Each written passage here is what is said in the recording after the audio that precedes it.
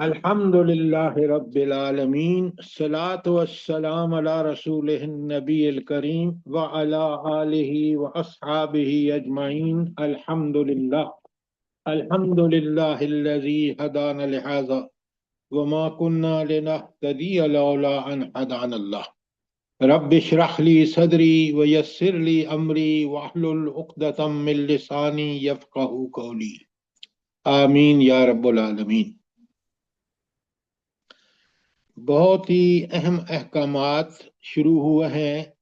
कौन सी आयत के बाद शुरू हुए हैं जल्दी बताएं उम्मत मुसलमान के लिए, जो नबी करीम सल्लल्लाहु अलैहि वसल्लम की उम्मत है और जिसको अब उनको माजूल कर दिया गया बनी इसराइल को, और अब इस दुनिया की दीनी क़यादत की जो इमामत है वो या क़यादत है वो उम्मत मुसलमान को दी गई है। और ये फैसला कौन सी आयत में हुआ है सूरह बकरा की? 143 में। 143। शाबाश, 143 में। और 143 के बाद आप देख रहे हैं कि एक अहकामात हैं, और वो अहकामात इस नई उम्मत के लिए। और आजकल हम पढ़ रहे हैं जो खासकर घरेलू या मियाँ बीवी के ताल्लुकात के हवाले से, हैज हो, ईला हो, तलाक हो, खुला हो, वगैरह वगैरह। इसकी अहमियत क्या है भला? क्यों यहाँ दीनी क़यादत जिसको उम्मत को दी गई है उसको ये अहकामात क्यों दिए जा रहे हैं? सर, मुआशरा पुरसुकून होगा अगर अल्लाह ताला के अहकामात पे अमल किया जाएगा और बेचैनियां खत्म होंगी, डॉक्टर साहबा ये बात आपकी ठीक खानदानी है। निज़ाम हाँ, मजबूत होगा। मेरा सवाल आपसे ये है कि ये खासकर जो मियाँ बीवी के हवाले से जो अहकामात हैं इनका क्या खास मकसद है? वो आपने जनरल बात बिल्कुल ठीक की है कि जो कौम इस पे अमल करेगी, जो फर्द इन पर अमल करेगा। जी अच्छा, जी सर जी, पहला जोड़ा जो अल्लाह ताला ने आसमान से उतारा वो यही मियाँ बीवी का था। इसी से आगे नस्ल एक्सीलेंट एक्सीलेंट। और इसी से अगर ये पूरे जोड़ा, सिस्टम और सुने, निजाम चलने थे। तो अगर ये जोड़ा अपने ताल्लुकात को बिल्कुल अल्लाह की अहकामात के मुताबिक रखेगा, यानी तकवा की रविश अख्तियार करेगा, तो फिर ये माशरा पूरे का पूरा ठीक हो जाएगा। और अगर खराबी मियाँ बीवी के ताल्लुकात में, तो माशरती माशी सब ताल्लुकात घराने उजड़ते हैं। बिल्कुल आपने ठीक कहा। लिहाजा अब इन अहकामात को देखें, आज उम्मत मुसलमान ने छोड़ दिया है ना, और किस कदर जिल्लत और पस्ती में है। हमारी एक बहन ने बताया कि गुज़श्ता माह में या गुज़श्ता साल में पत्नी तलाक की कितनी बड़ी तादाद थी।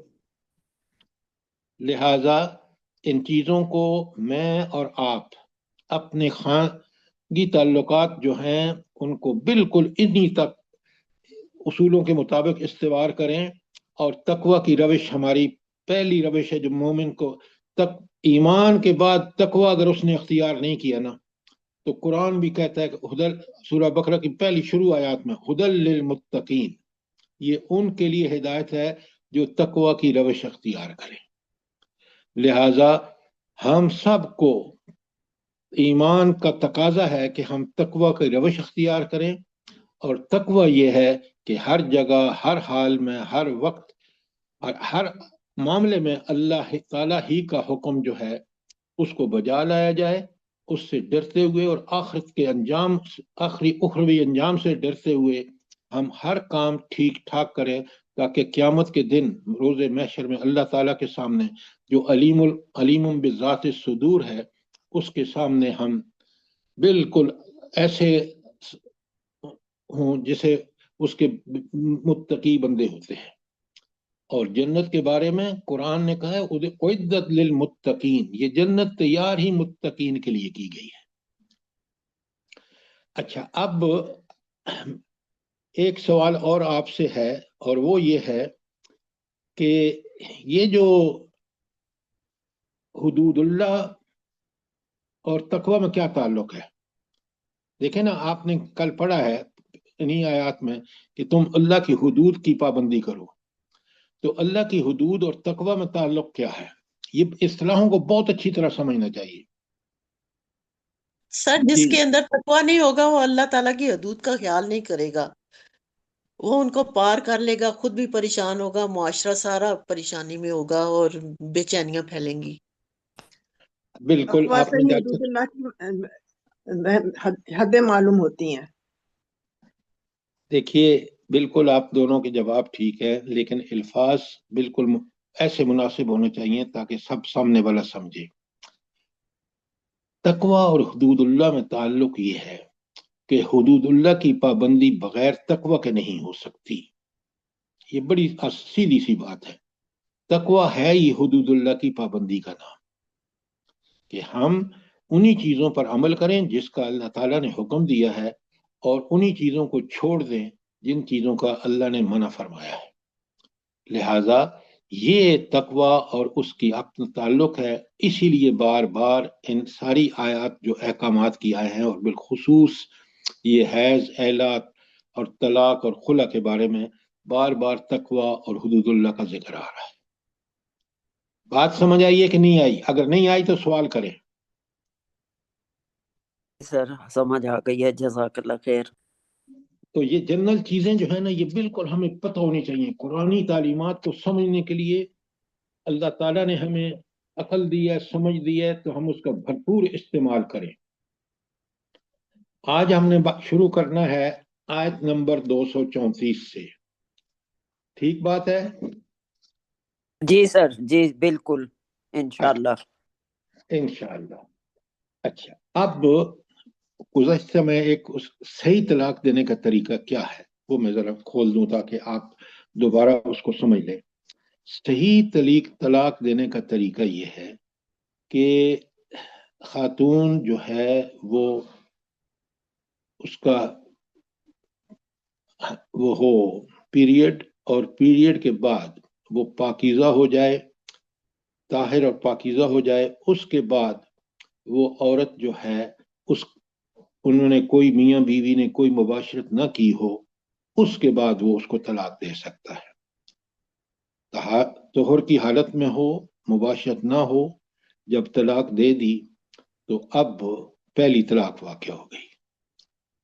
اگر میاں بیوی دونوں اس عدت کے دوران، جو اس طلاق کی عدت ہے، پیریڈ ہے، اس میں اگر یہ سنجیدگی سے، یاد رکھیں یہ بڑی اہم بات ہے، کہ اللہ کی حدود کو برقرار رکھ سکیں گے اور تقوی کی روش اختیار کر سکیں گے، تو ان کو اجازت ہے کہ عدت کے دوران میاں بیوی سے رجوع کر لے، اور جب رجوع کر لے گا تو پھر ان کی لائف نارمل ہو جائے گی۔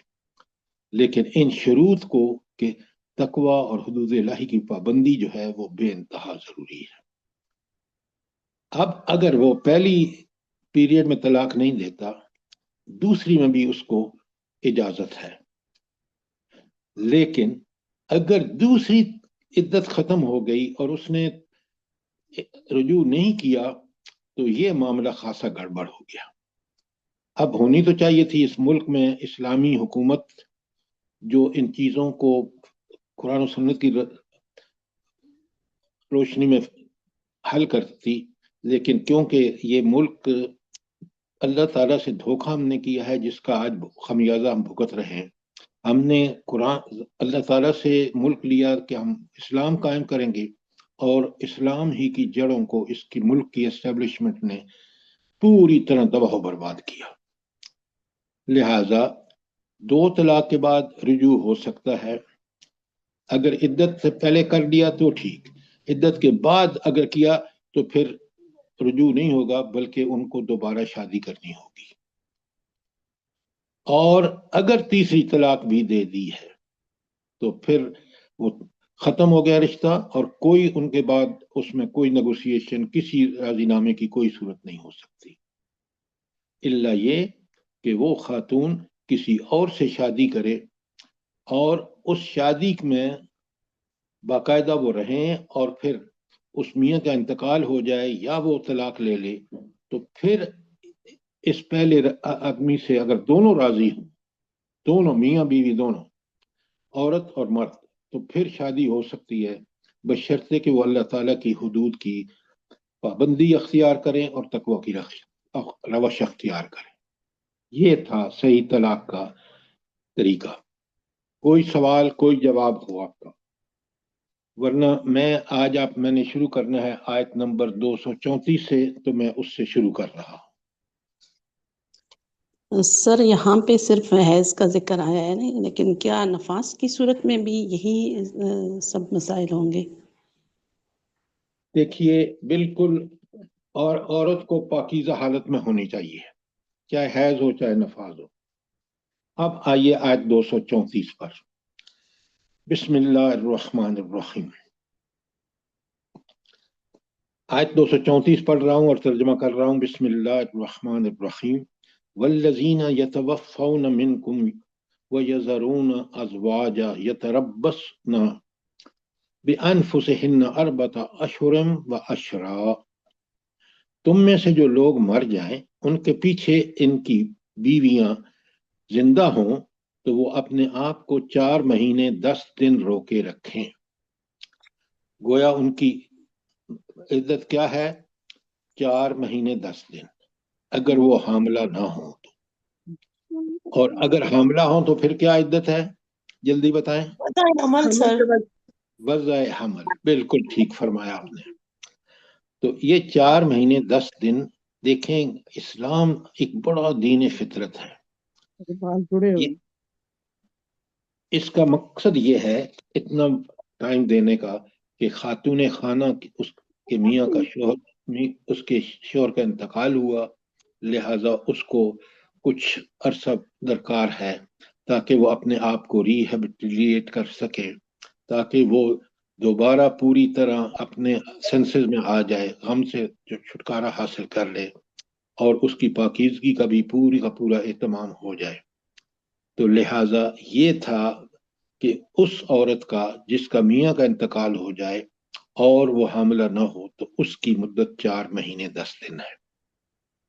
اچھا، اس کے بعد فرمایا فَإِذَا بَلَغْنَا أَجَلَهُنَّ، اور جب وہ اپنی عدت پوری کر لیں، فَلَا جُنَاحَ عَلَيْكُمْ، تمہارے اوپر کوئی گناہ نہیں، فی ما فعلنا فی انفسہن بالمعروف، تو تمہیں اس کا کوئی پریشانی نہیں ہونی چاہیے کہ وہ اپنے معاملے میں، اپنے ذاتی معاملے میں معروف طریقوں سے جو چاہیں کریں. یعنی پھر عورت کو بحیثیت انسان اس کے بھی حقوق ہیں. اس کا میاں کا انتقال ہو گیا، اب اس کو آزادی ہے کہ وہ اب سوچ سمجھ کر تاکہ اپنی زندگی تقوی اور حدود الہی کی پابندی کرتے ہوئے گزار سکے، تو جو چاہے وہ معروف طریقے سے کر سکتی ہیں. اور آگے جو قرآن کی آخر میں، آیت کے آخر میں جو اللہ تعالیٰ کی آیات، وہ اللہ تعالیٰ کی صفات آتی ہیں، بڑی اہم ہیں. مثلا واللہ بما تعملون خبیر، یہ یاد رکھنا کہ جو کچھ بھی تم عمل کر رہے ہو اللہ اس سے لمحہ لمحہ باخبر ہے. تو گویا یعنی زندگی گزارنے کا، جو دنیا میں زندگی گزارنی ہے، وہ بڑی احتیاط سے، کیونکہ جس رب کے ساتھ آپ کا معاملہ ہے وہ رب پوری طرح چیزوں کو جانتا سمجھتا، اور کیا اسی کے دن اسی کے سامنے آپ نے قیامت کے دن پیش ہونا ہے، تو پھر وہ آپ کو بتا دے گا اور پھر آپ اس وقت کچھ بھی نہیں کر سکیں گے. لہٰذا اس دنیا میں ہر معاملہ کرتے ہوئے، خاص کر یہ شادی نکاح کے معاملات اتنے پیچیدہ ہیں کہ ان میں تو آدمی پھونک پھونک کر قدم رکھے اور اللہ کے احکامات کی پابندی کرتے ہوئے چلے تاکہ اللہ کی رضا اس کو حاصل ہو. لہٰذا یہ صفت اللہ تعالیٰ کی کہ اس کو بما تعملون خبیر بہت زبردست صفت ہے، اور مجھے اور آپ کو اسی کو پیش نظر رکھ کر دنیا کے معاملات کرنے چاہیے. کوئی سوال آیت 234 میں؟ شاباش. سر جو ایک بوڑھی عورت کا مطلب بندہ فوت ہو جاتے ہے، وہ تو چل اپنے گھر میں، اپنے شوہر کے گھر میں بچوں کے ساتھ عیدت پوری کر لے گی. کوئی ینگ عورت لڑکی کا اس طرح بیوہ ہو جاتی ہے، اس کی عیدت اپنے شوہر کے گھر میں پوری کرنی ہوگی یا والدین کے گھر میں؟ دیکھیں آپ نے اس کو اچھی طرح پڑھ چکے ہیں اور یہ بات ہمارے سامنے آ چکی ہے کہ اللہ تعالیٰ نے کس طرح اس بات کا اہتمام فرمایا ہے، کیونکہ اللہ سے بہتر کون جانتا تھا کہ یہ معاملات ہوں گے، اور انہی معاملات کی وجہ سے اللہ تعالیٰ نے پوری طرح عورت کو حکم دیا ہے کہ وہ اسی گھر میں ٹھہرے جہاں اس کے میاں کا انتقال ہوا ہے، اور وہیں وہ اس کے جو لواحقین ہیں یا جو وارثاء ہیں، وارث اس کے خامند کے، وہ اس کا پورا اہتمام کریں، اس کی رضاعت وغیرہ کا۔ تو شوہر کا انتقال ہونے کی صورت میں جیسے میں نے آپ کو بتایا ہے کہ اس کی عدت 4 ماہ اور 10 دن ہے، یہ اس نے اسی گھر میں گزارنی ہے، اور اگر حاملہ ہو تو وضع حمل جو ہے وہ اس کا عدت کا پیریڈ ہوگا۔ کوئی سوال؟ شاباش۔ اب ہم چلتے ہیں جی آیت کی۔ سر جی، بیوہ اور طلاق یافتہ دونوں کا وضع حمل ہی ہوگا، یہ بھی کہہ رہے ہیں آپ؟ کیا بات کر رہی ہیں آپ؟ یعنی کہ بیوہ وہ اگر حاملہ آپ ہے سنیں میری بات، آپ سنیں میری بات، اگر وہ بیوہ ہوئی ہے اور اس کے حمل نہیں تھا تو اس کی 4 مہینے 10 دن ہے، اور اگر وہ بیوہ ہوئی ہے اور حاملہ تھی تو پھر وضع حمل اس کی عدت ہے۔ جی سر جی ٹھیک۔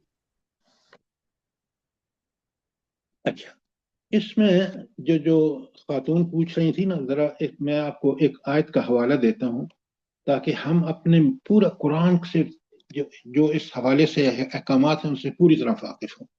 آپ اسی کے ساتھ لکھیں سورہ بقرہ کی آیت 240۔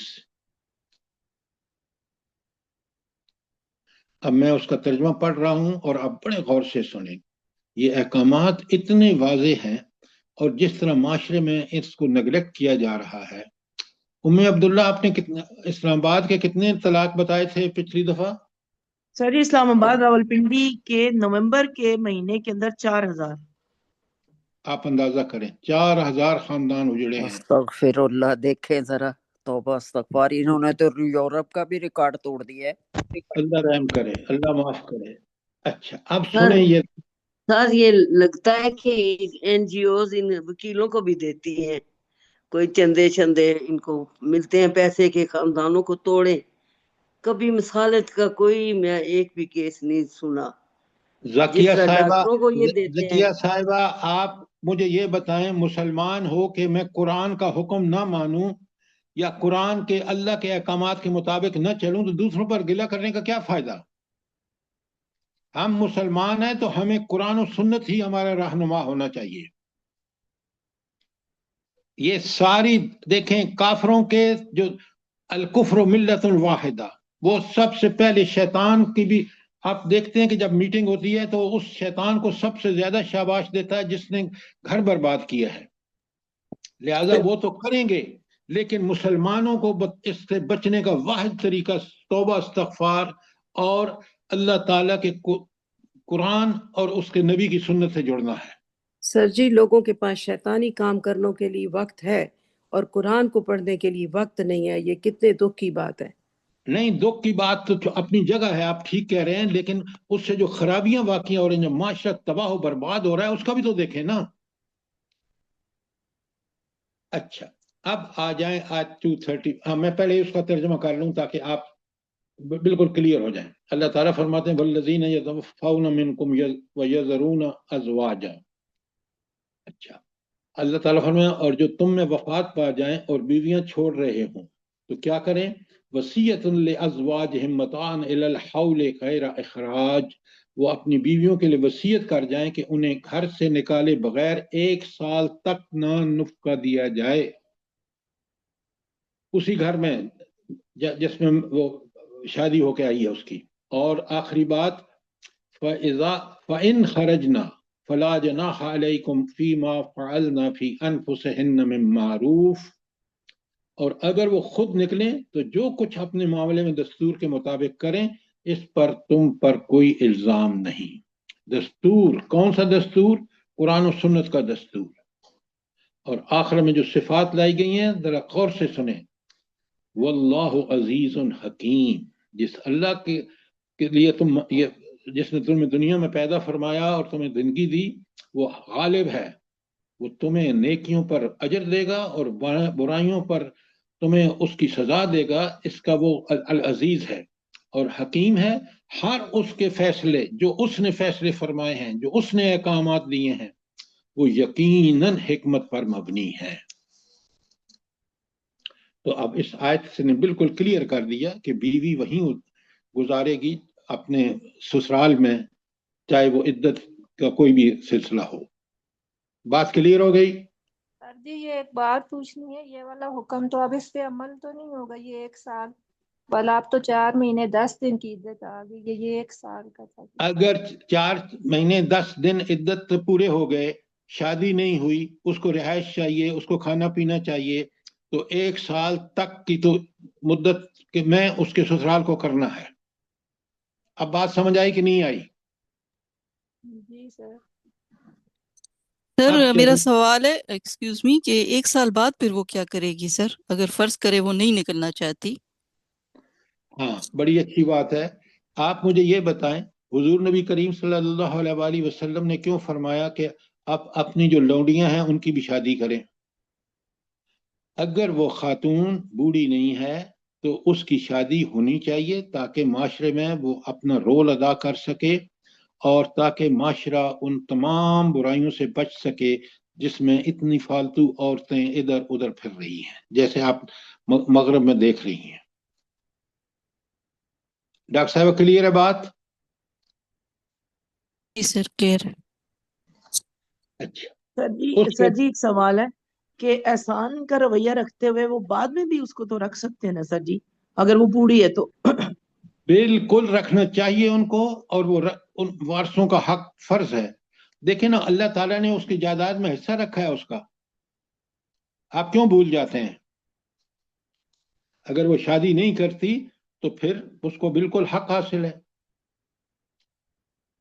سر اس کا گھر ہے، بچے ہیں، تو وہ عموماً تو ایسا ہی ہوتا ہے، تو وہ کیوں جائے گی؟ دیکھیں یہاں انسان کو جو فطری زندگی ہے، اس کو اگر وہ بچے والی ہے، بچوں کی اس نے تربیت کرنی ہے تو وہ اس کا فرض ہے وہ کرے، اور اس بچوں کے بھی جائیداد میں حصے ہیں، اس کے بھی جائیداد میں حصہ ہے وہ اس کے. آپ ساری چیزوں کو سامنے رکھ کے بات کریں گے نا تو پھر بڑی سمجھ آ گئی آپ کو. میری بات سمجھ رہے نہیں آپ ڈاکٹر صاحبہ؟ جی سر سمجھ رہے ہیں، جزاک اللہ. اچھا اب آگے 235 میں دیکھیں، وَلَا جُنَاحَ عَلَيْكُمْ فِي مَا أَرَدْتُمْ بِهِ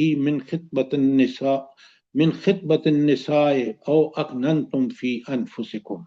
بڑی پیاری بات ہے کس طرح شریعت نے سارے جذبات کو سامنے رکھ کے ایسے فیصلے اللہ تعالیٰ نے فرمائے جو عین حکمت پر مبنی ہے. اب سنیں اس کا ترجمہ.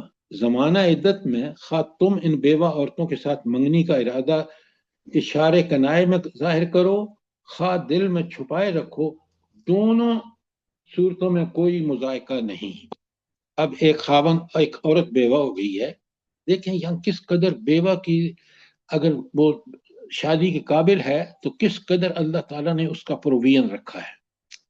کہ ظاہر ہے اگر وہ جو خاتون ہے جو بیوہ ہوئی ہے اس کے اچھے سیرت کردار کی وجہ سے کئی لوگ چاہیں گے، تو اللہ تعالیٰ کہتے ہیں کہ چاہے تم اس کا ذکر کرو یا نہ کرو، اللہ کو تو پتہ ہے کہ تم دلوں میں چھپائے رکھو گے، لیکن اللہ یہ بالکل اس بات کا کوئی گناہ نہیں کہ تم ان چیزوں کو کسی انداز میں ان تک کمیونیکیٹ کر دو. اس لیے کہ آگے اللہ فرماتے ہیں علم اللہ تو جانتا ہے، اللہ نے جان لیا انکم ستذکرونہن کہ تم یقیناً ان سے اس کا ذکر کرو گے، ولیکن لا تعیدوہن سرا الا ان تقولوا قولا معروفا.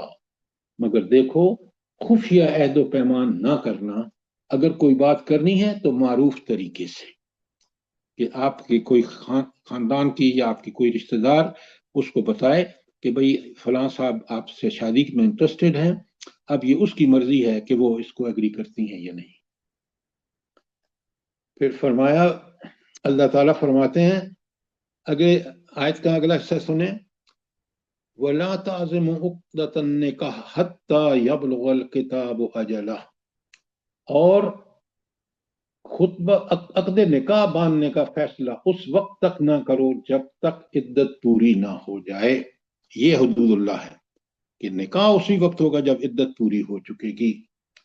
और फिर फरमाया, बड़े गौर से सुने कुरान किस तरह हमारे अल्लाह का खौफ है। एलमू वएलमू और वआलमू, और अच्छी तरह जान लो, अन्नल्लाह यालमु मा फी अनफुसिकुम, अल्लाह खूब जानता है जो कुछ तुम्हारे दिलों में है।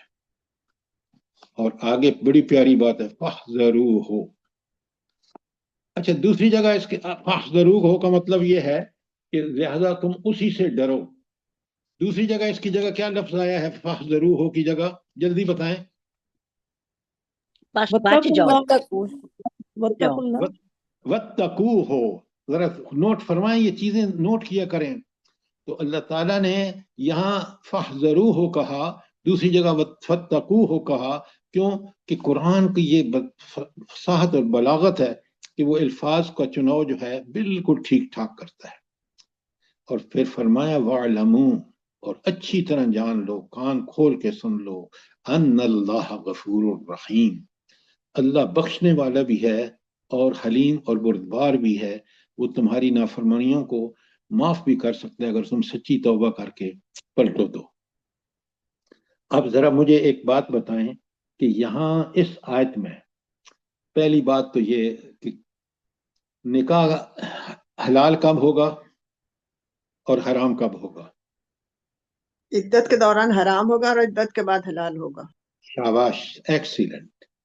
दूसरी बात मुझे बताएं, इस आयत में हमें क्या पैगाम मिलता है कि निकाह सानी अगर वो इद्दत वाली खातून करनी चाहे तो नामो प्याम जो है या पैगाम रसानी का तरीका क्या होना चाहिए शराफत का, उसका भी यहाँ इस सूरत में साफ, इस आयत में साफ साफ बता दिया गया। कोई सवाल आपका?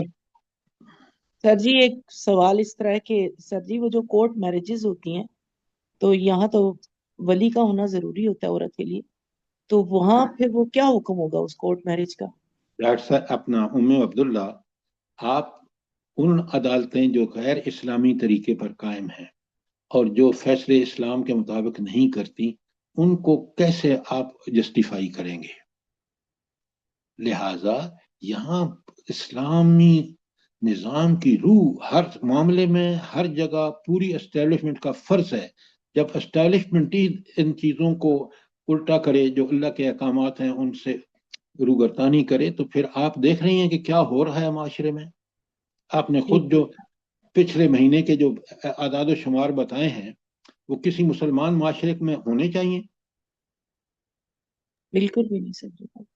और सर वली के बगैर जो निकाह होते हैं वो तबाही और बर्बादी ही होती है, आखिर फिर जलीलो ख्वार हो जाती है।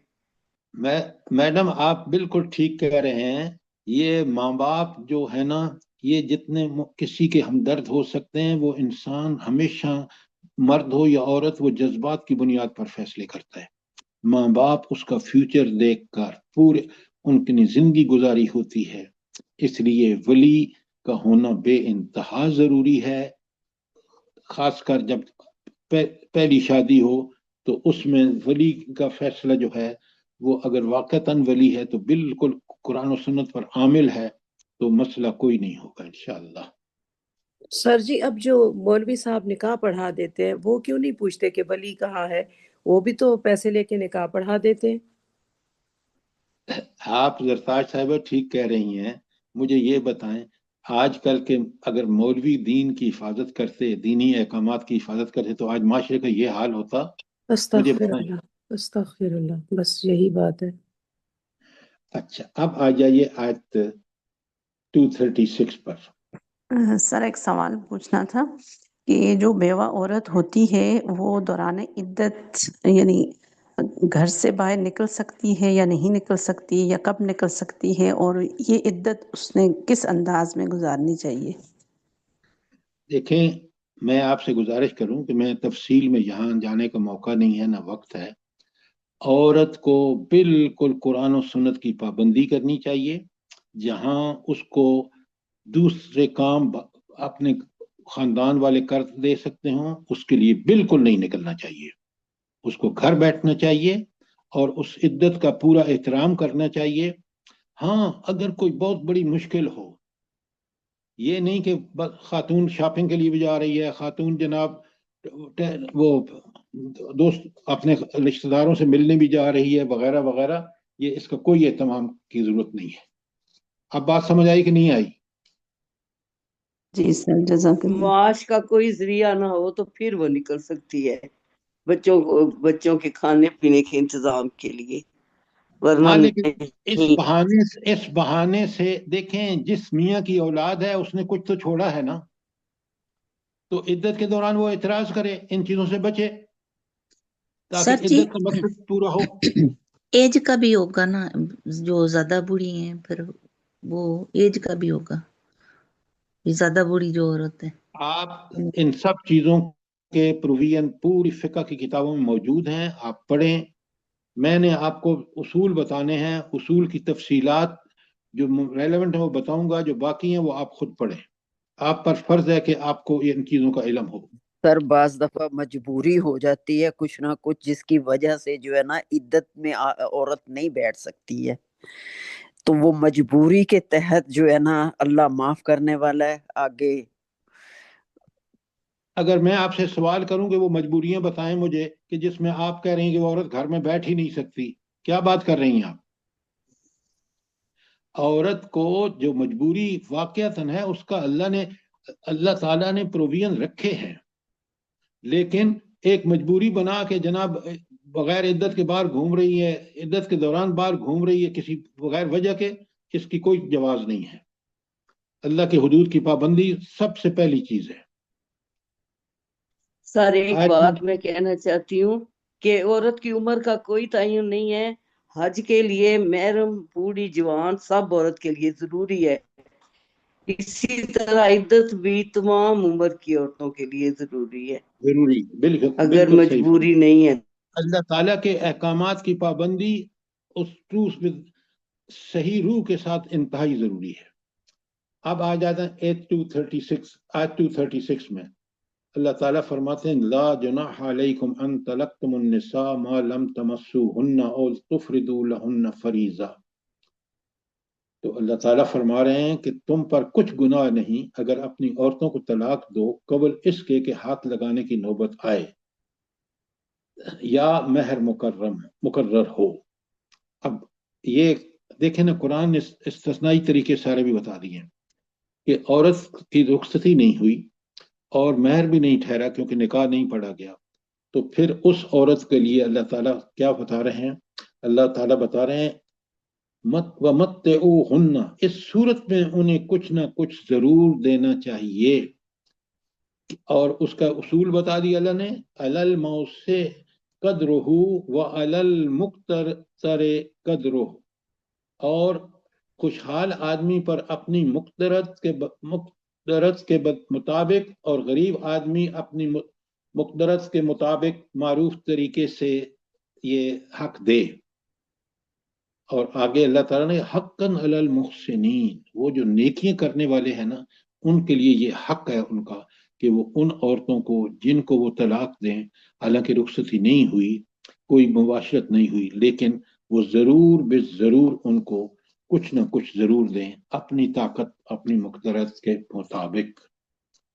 اچھا، اب یہاں ذرا بڑے غور سے سنیں، کیونکہ مرد کو یہ ترغیب کیوں دی جا رہی ہے کہ وہ کچھ ضرور بضرور دے؟ اس لیے کہ وہ جو قوام اللہ تعالیٰ نے بنایا ہے نا، اور اس میں کے اندر مردانہ بلند حوصلگی اور اس کے درجے کا مرتبے کا یہ تقاضا ہے کہ اس عورت کو اپنے حق کی دستبرداری کا خشمند نہ ہو، بلکہ میدان ایثار میں خود آگے بڑھے، اور اس ایثار کے ذریعے یہاں مرد کو 3 پہلوؤں پر ابھارا گیا ہے۔ نمبر 1، مرد کو خدا نے یہ فضیلت بخشی ہے کہ نکاح کی گرہ کو جس طرح باندھنے کا اختیار رکھتا ہے اسی طرح کھولنے کا بھی مجاز ہے، نمبر 1۔ نمبر 2، ایثار و قربانی جو تقوی کے اعلیٰ ترین اوصاف میں سے ہے، وہ جنس سے ضعیف کے مقابلے میں جنس سے قوی یعنی عورت کے مقابلے میں مرد کے شان زیادہ ہے، اور نمبر 3 یہ کہ مرد کو خدا نے اس کی صلاحیتوں کے اعتبار سے عورت پر جو ایک درجہ ترجیح بخشی ہے، اس کے سبب اس کو عورت کا قوام اور سربراہ بنایا ہے۔ یہ ایک بہت بڑی فضیلت ہے جس عورت کے ساتھ کوئی صلہ معاملہ کرتے وقت مرد کو نہیں بھولنا چاہیے۔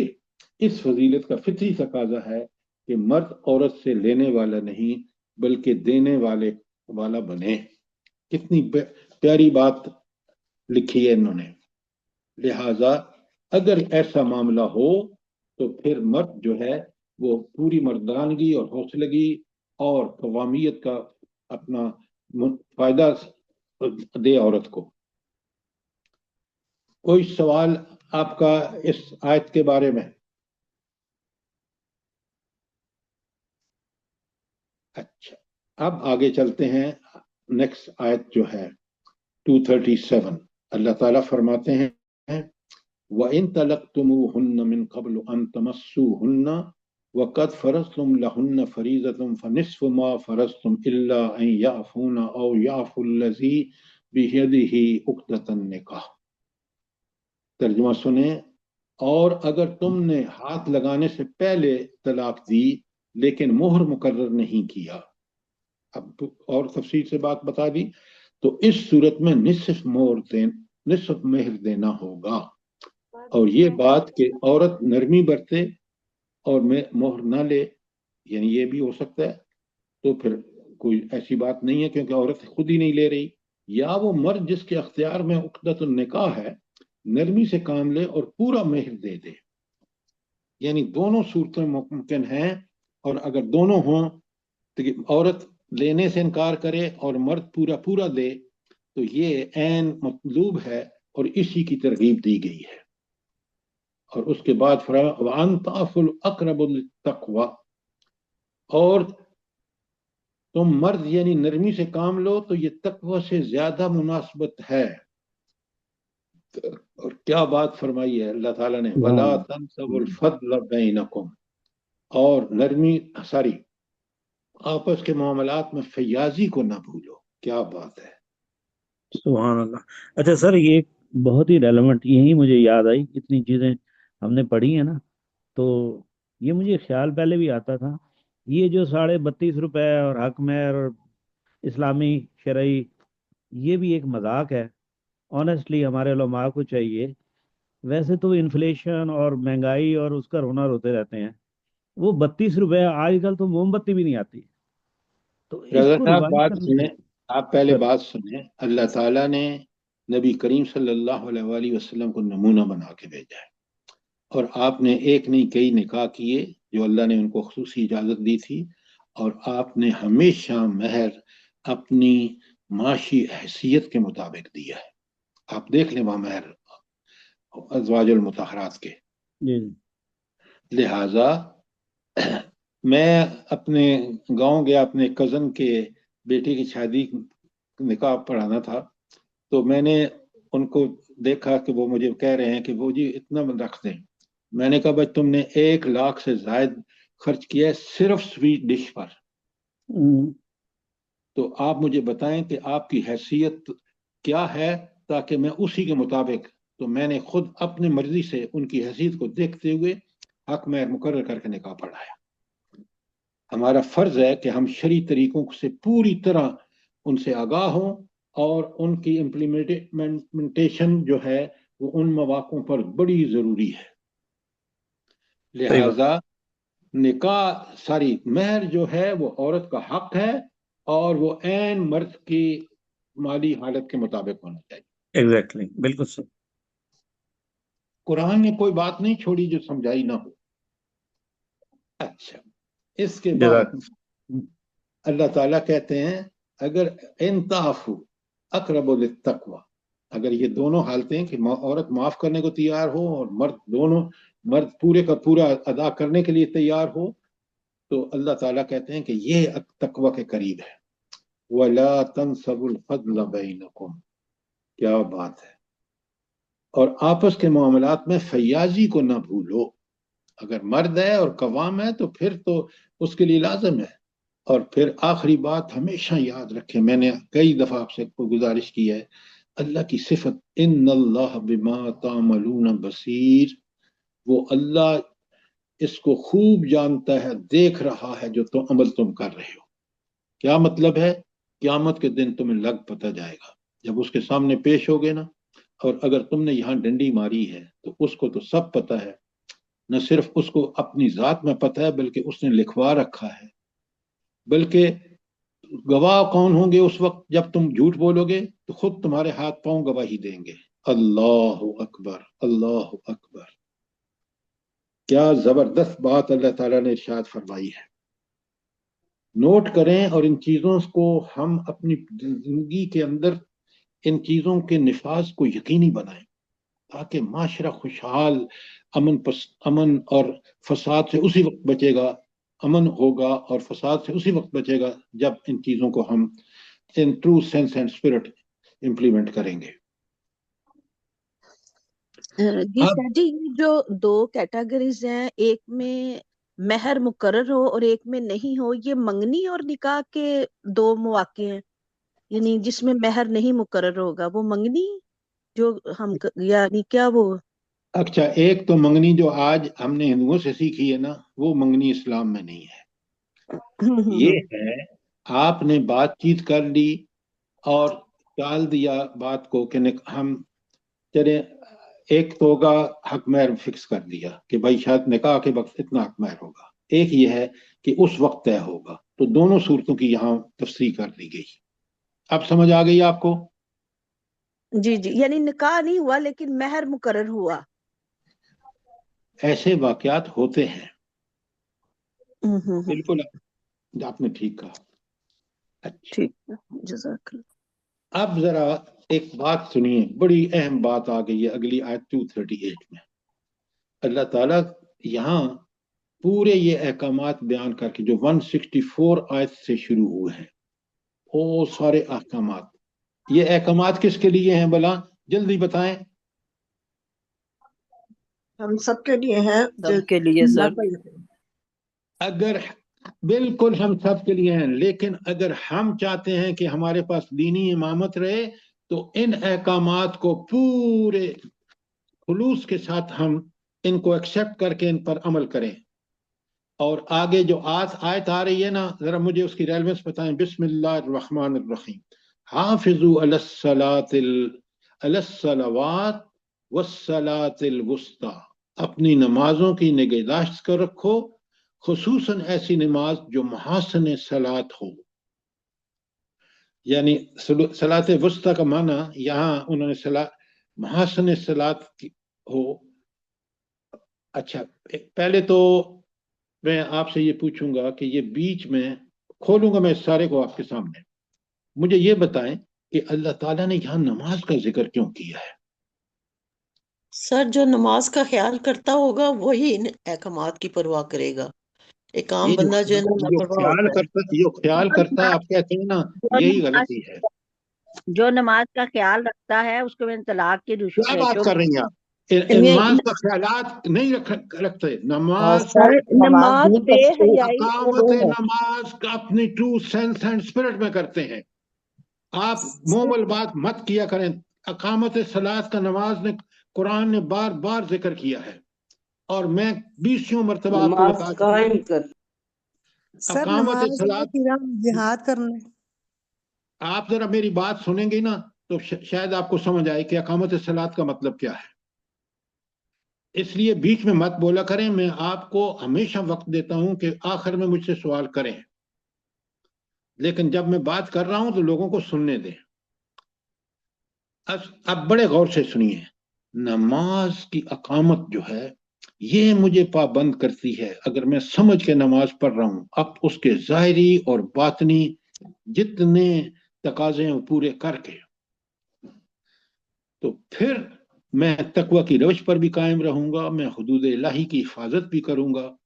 لہٰذا اسی لیے یہاں آپ دیکھیں کہ 164 آیت سے لے کر 235 تک احکامات آئے ہیں، اور یہ احکامات اس امت کے لیے ہیں جس امت نے، نبی کریم صلی اللہ علیہ وسلم کی امت نے اپنے آپ کو قیادت کے मुकाम पर अल्लाह ताला ने उसको रखा है।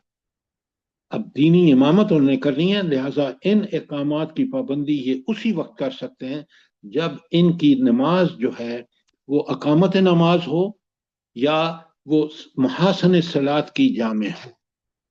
ये उस वक्त होगी जब ये लोग नमाज की अकामत का पूरा एहतमाम करेंगे। नमाज की अकामत होती है दो वजह से, एक है उसके बातनी औसाफ या बातनी तकाजे और दूसरे हैं उसके ज़ाहरी तकाजे।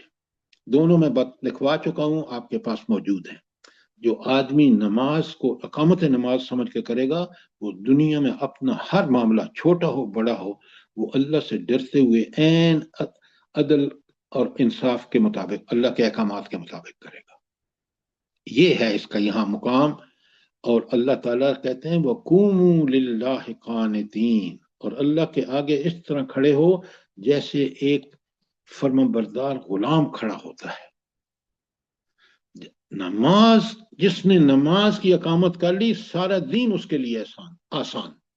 ये सारे फैमिली के अहकामात हों या अल्लाह के से ताल्लुकात हों या बंदों से ताल्लुकात हों, वो बड़ा केयरफुली चलता है और माशरा इसीलिए सुकून और इत्मीनान हासिल करता है। और जिस माशरे में इंसानों के मामलात गड़बड़ हों जैसे आज आपके मामलात हैं, तो वो माशरा कभी भी बस्ती और ज़िल्लत में गिरता चला जाता है। तो नमाज की मुहाफ़ज़त मैं और आप अपना वतीरा बना लें।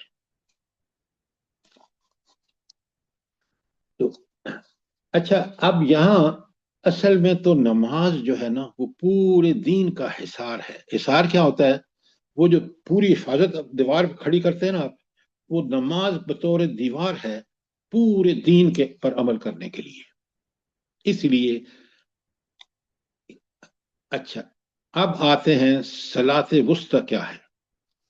अब इसमें दो चीजें हैं जो आपको और मुझे बिल्कुल अच्छी तरह याद रखनी है। ये जो सलाते वुस्ता है ना, इसको कौन सी नमाज कहते हैं और क्यों कहते हैं? जल्दी बताएं। असर की नमाज सर। क्यों? कोई असर की नमाज कहता है, कोई फजर की नमाज कहता है। जी अच्छा, असर की कहने वालों के पास क्या दलील है? सर जी, दिन वो में जो गज़वा खंदक के अंदर आप सबने फरमाया था कि काफरों की कब्रों को अजाब अल्लाह आग से भर दे के उन्होंने हमारी सलाते वुस्ता जाया कर दी, और वो बहुत असर ही उम्दा, की नमाज बहुत थी। उम्दा, ये बहुत जंग पांचों खंदक, नमाजों के दरमियान की नमाज है। जी, जंग खंदक के दिन जो असर की आप नमाज थी। जो सुने मेरी बात, अम्मी अब्दुल्ला जो बात कह रही हैं वो बिल्कुल ठीक है और ये हदीस है। और हदीस में नबी करीम सल्लल्लाहु अलैहि वसल्लम ने ग़ज़वा खंदक पर सूरह अहज़ाब में वो आयत मौजूद है जिसमें अल्लाह के रसूल सल्लल्लाहु अलैहि वसल्लम ने फरमाया कि इन काफिरों ने हमारी असर की नमाज ज़ाया कर दी और उसे सलातुल वुस्ता कहा। तिरमिज़ी की दूसरी हदीस है। लिहाजा नमाज नंबर 1 पूरे दीन का हिसार है। नंबर 2 ये जो नमाज है सलातुल वुस्ता गालिबन नबी करीम सल्लल्लाहु अलैहि वसल्लम के इस हदीस के नतीजे में असर की नमाज है। वैसे भी आप 5 नमाजें देखें ना तो फजर, ज़ोहर, असर, मगरिब, इशा बिल्कुल सेंटर की नमाज है। तो बिल्कुल नादरा भाभी ने भी ठीक कहा कि ये बाज़ उलमा इसको कोई नमाज कहते हैं, बाज़ कोई कहते हैं, लेकिन जो इसको असर की नमाज कहते हैं उनके पास ये दलील है। जैसे उम्मे अब्दुल्ला ने बताया है कि ये वो नमाज है जिसके नबी करीम सल्लल्लाहु अलैहि वसल्लम ने फरमाया कि इन काफिरों ने हमें असर की नमाज को भी हमें ताखीर से पढ़ना पड़ा। अच्छा, फजर तो की नमाज नमाज सलाते उस तरह से समझेंगे कि दीन इस्लाम में दिन जो है वो मगरिब के वक्त शुरू हो जाता है, तो मगरिब और इशा के बाद फजर है और फजर के बाद ज़ोहर और असर है, तो वो फजर की दरमियानी हो जाती है। आप मैंने आपको नबी करीम सल्लल्लाहु अलैहि वसल्लम की मिसाल दे दी है। आप जिस तरह चाहें, जैसे आपने पहले बताया, बिल्कुल ठीक बताया कि कुछ लोग सुबह की कुछ दूसरी नमाजों को कहते हैं, लेकिन जो असर की नमाज को कहते हैं उनके पास ये दलील है। लेकिन मैंने जो तर्जमे में आपको पढ़ा है वो मैंने बस वो सलातुल वुस्ता का पढ़ा है जो मुहासने सलात की जामे हो।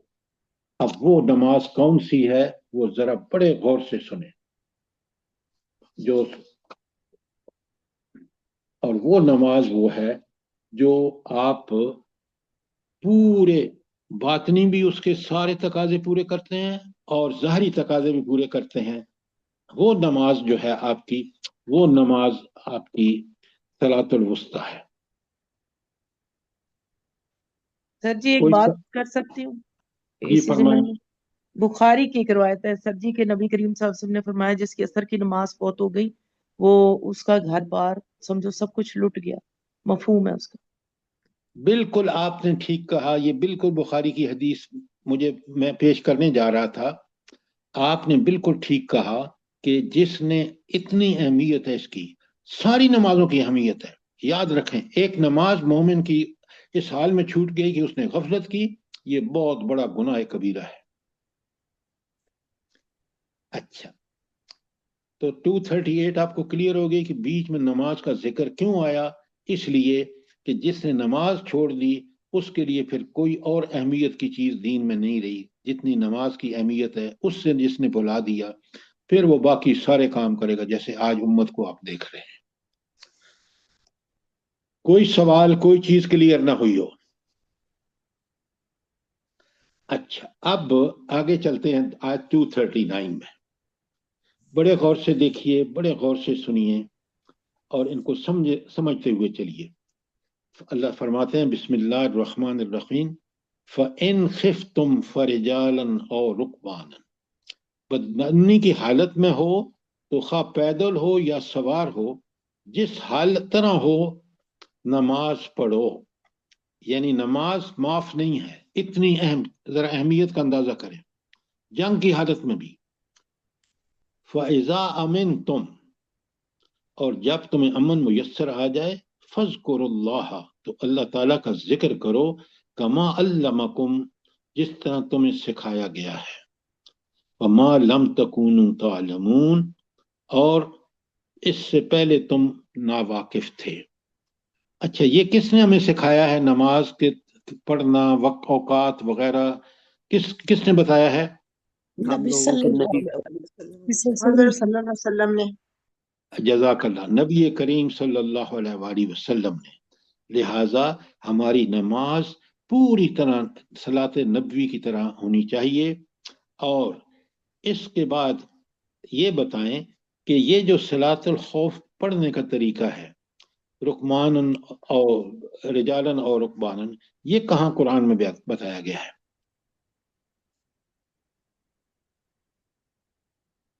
अब लिखें, आप लिखें ताकि आपको पता हो कि ये चीजें कुरान ने साफ साफ बताई हैं। ये सूरह मोमिनून निसाब में में 1 से लेके 9 तक।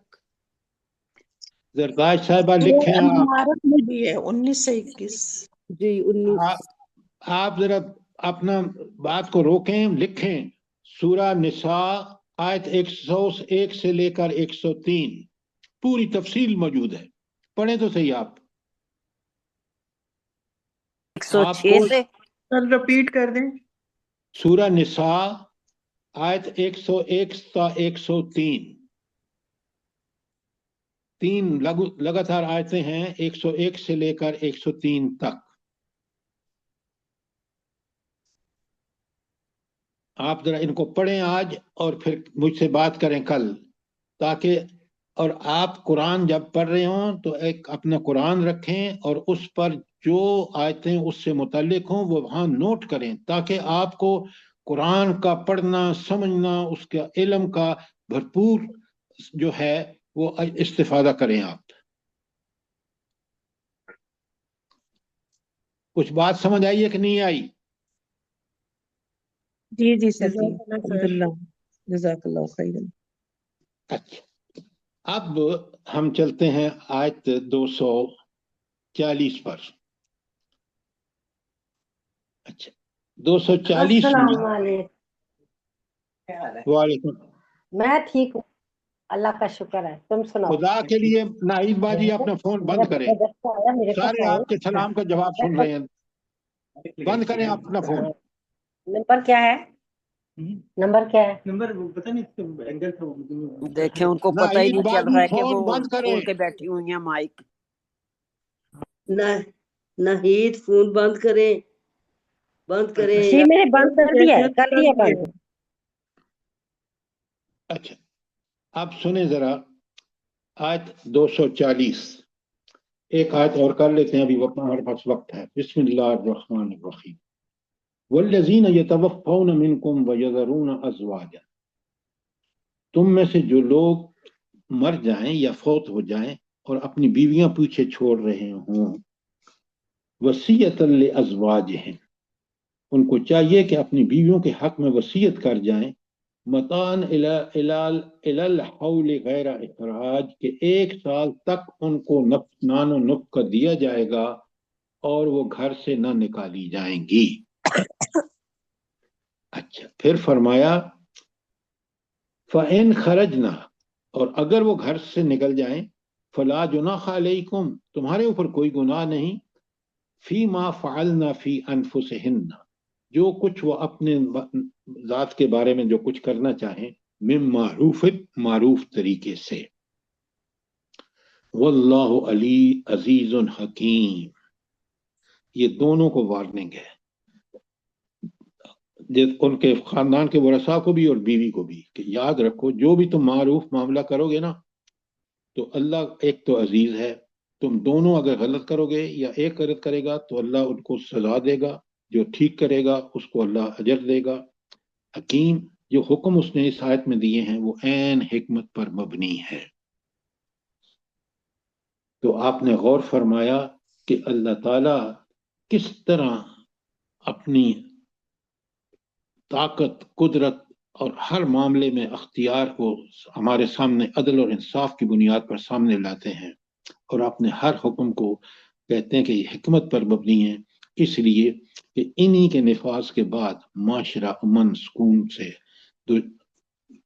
हासिल करता है, और इन्हीं को छोड़कर जिल्लत और पस्ती में गिरता है, जैसे आज आप देख रहे हैं। तो आपने गौर फरमाया। अच्छा, एक बात और आगे चलते हैं 241 पर। वल मुतल्लिकातु मताअम बिल मारूफ, इसी तरह जिन औरतों को तलाक दी गई हो उन्हें भी मुनासिब तौर पर कुछ न कुछ देकर रुखसत करना चाहिए। हक्कन अलल मुत्तकीन, ये मुत्तकी लोगों का हक है। आप देख रहे हैं कि कवाम को कवामियत का सबूत देने के लिए उसको बेहतरीन रवैया अख्तियार करना चाहिए और कुछ न कुछ मुतल्लिका औरत को जरूर देना चाहिए। इसके बाद अगर आप देखें तो एक आखिरी आयत जो इसी से मुतल्लिक है, अल्लाह फरमाते हैं कज़ालिक युबय्यिनुल्लाहु लकुमुल आयातिही, इसी तरह अल्लाह अपने अहकाम तुम्हें खोल खोल कर बताता है, साफ साफ बताता है। किस लिए? लअल्लकुम ताक़िलून, ताकि तुम समझ बूझ से काम लो। अच्छा, ये जो इंसान को अल्लाह ताला हुक्म देता है वो समझ बूझ से काम लो का इसका मतलब क्या है? जल्दी बताएं।